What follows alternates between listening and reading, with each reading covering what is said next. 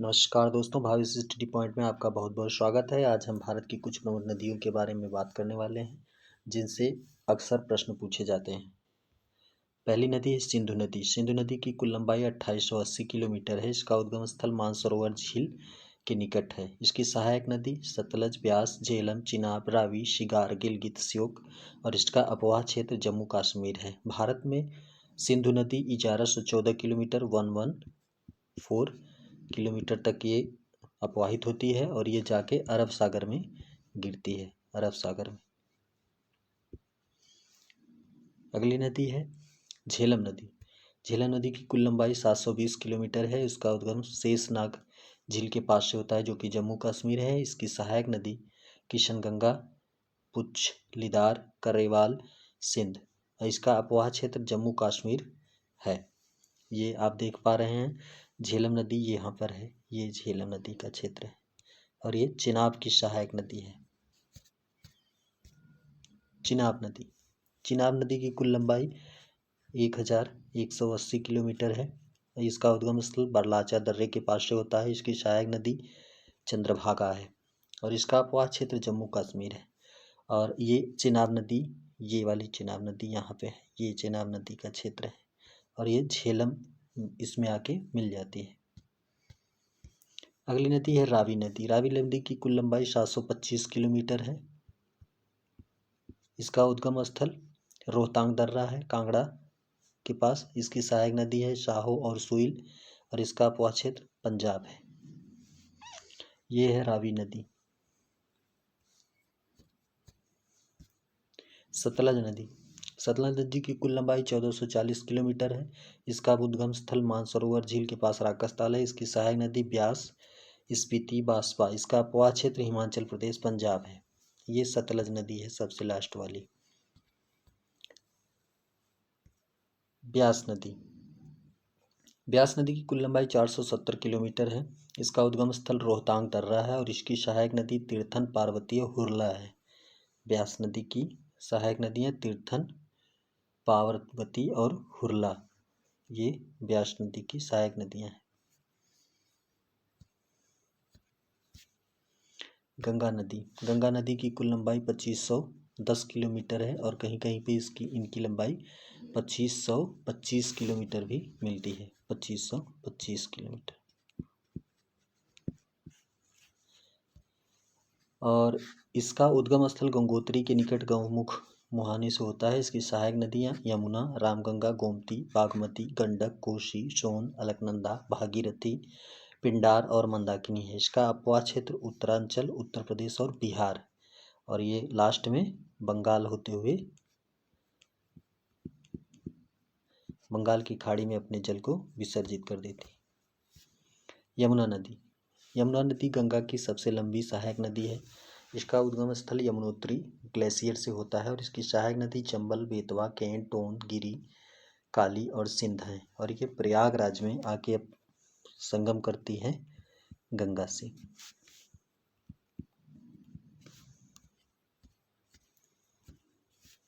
रामगंगा नदी। रामगंगा नदी की कुल लंबाई 690 किलोमीटर है। इसका उद्गम स्थल नैनीताल के निकट हिमनद से होता है और इसकी सहायक नदी खून है। घाघरा नदी। इसकी कुल लंबाई 1080 किलोमीटर है। इसका उद्गम स्थल मपसा तुंग, नेपाल से होता है। इसकी सहायक नदी शारदा, करनाली, कुआना, राप्ती और चौकिया है। राप्ती नदी के किनारे गोरखपुर बसा है। गंडक नदी। गंडक नदी की कुल लंबाई 425 किलोमीटर है। इसका उद्गम स्थल नेपाल तिब्बत सीमा पर मुस्ताक के निकट से होता है। इसकी सहायक नदी काली, गंडक, त्रिशूल गंगा है। पटना के पास यह गंगा में मिल जाती है। पटना के पास ये गंगा में मिल जाती है। पटना के समीप ये गंगा की सहायक नदी है। और जो गोल पत्थर पाया जाता है शालिग्राम, इसी में पाया जाता है, गंडक नदी में ही। और गंडक से संबंधित हाल ही में पीसीएस से एक प्रश्न पूछा गया था कि कौन सी नदी है जो उत्तर प्रदेश में नहीं बहती। तो गंडक नदी है जो उत्तर प्रदेश में नहीं बहती, या नेपाल से निकलती है और बिहार में संगम कर लेती है गंगा से। कोसी नदी। कोसी नदी की कुल लंबाई 730 किलोमीटर है। इसका उद्गम स्थल नेपाल में है और यह सप्त कोशिकी या गोसाई धाम से निकलती है। इसकी सहायक नदी है इंद्रावती, तामूर और अरुणा। ये आप जो देख रहे हैं ये कोशी नदी का चित्र है। यहाँ पे ये है कोशी नदी, जो यहाँ से ये निकल रही है, ये कोशी नदी है। चंबल नदी, चंबल नदी की कुल लंबाई 960 किलोमीटर है और इसका उद्गम स्थल मऊ के निकट जाना पाव पहाड़ी से होता है। इसकी सहायक नदी काली, सिंध, सिप्ता, पार्वती और बनास है। और चंबल नदी गंगा की सहायक नदी है।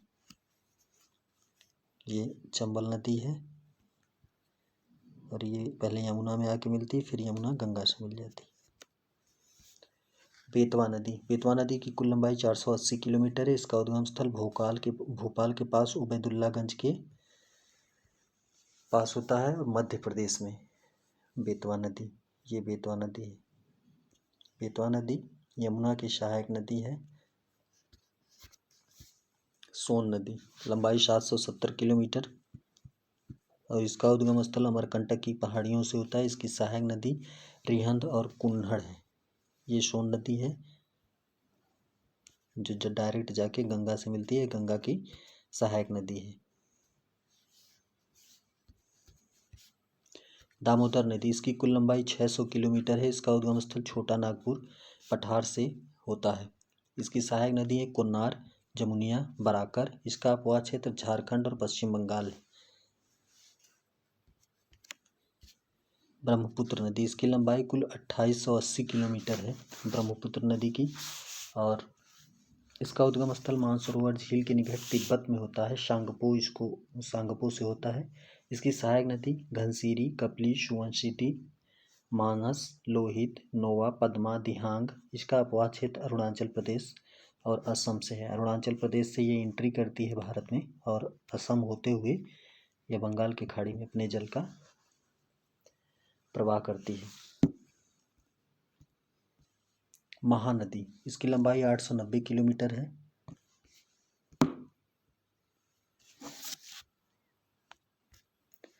इसकी लंबाई 890 किलोमीटर है। इसका उद्गम स्थल सिहावा के पास रायपुर छत्तीसगढ़ से होता है। इसकी सहायक नदी शिवनाथ, हसदेव, ऊंगी, ब्राह्मणी, बैतरणी और इसका अपवाह क्षेत्र मध्य प्रदेश, छत्तीसगढ़ और उड़ीसा है। ये महानदी है। बैतरणी नदी, इसकी लंबाई 333 किलोमीटर के लगभग है। इसका उद्गम स्थल क्योंझर पठार से होता है, उड़ीसा। बैतरणी को नर्क की नदी भी कहा जाता है। स्वर्ण रेखा नदी, इसकी लंबाई 480 किलोमीटर है। उद्गम स्थल छोटा नागपुर पठार और इसका अपवाह क्षेत्र उड़ीसा, झारखंड, पश्चिम बंगाल है। ये रांची से निकलकर झारखंड से और ये जल का विसर्जन करती है। गोदावरी नदी, इसकी कुल लंबाई 1450 किलोमीटर है। इसका उद्गम स्थल नासिक की पहाड़ियों से होता है और इसकी सहायक नदियाँ प्राणहिता, पेनगंगा, वर्धा, वेनगंगा, इंद्रावती और मजीरा है। इसका अपवाह क्षेत्र महाराष्ट्र, कर्नाटक, आंध्र प्रदेश है और इसी को वृद्ध गंगा या दक्षिण की गंगा भी कहा जाता है। गोदावरी नदी को दक्षिण की गंगा भी कहते हैं या बूढ़ी गंगा कहते हैं। कृष्णा नदी, यह 1290 किलोमीटर लंबी है। इसका उद्गम स्थल महाबलेश्वर के निकट होता है। इसकी सहायक नदियाँ कोयना, यरला, वर्णा, पंचगंगा, दूधगंगा, घाटप्रभा, मालप्रभा, भीमा, तुंगभद्रा, मूशी। इसका अपवाह क्षेत्र महाराष्ट्र, कर्नाटक और आंध्र प्रदेश है। कृष्णा नदी को कहीं कहीं 1401 किलोमीटर लंबा भी लिखा गया है। कावेरी नदी, इसकी लंबाई 760 किलोमीटर है। इसका उद्गम स्थल केरकारा के निकट से होता है। इसकी सहायक नदियाँ हेमावती, लोकपावना, शिमला, भवानी, अमरावती, स्वर्णवती। इसका अपवाह क्षेत्र कर्नाटक और तमिलनाडु है। ये और इसको भारत की गंगा भी कहा जाता है, भारत की गंगा। प्रसिद्ध शिव समुद्रम जलप्रपात इसी पर अवस्थित है। तो दोस्तों कुछ नदियों का क्रम और उसकी लंबाई तथा उसका उद्भव स्थल और कहाँ पे जल विसर्जित करती हैं, कौन कौन सी इसकी सहायक नदियाँ हैं और इसका अपवाह क्षेत्र कहाँ है, इतनी चीज़ें हमने जानी।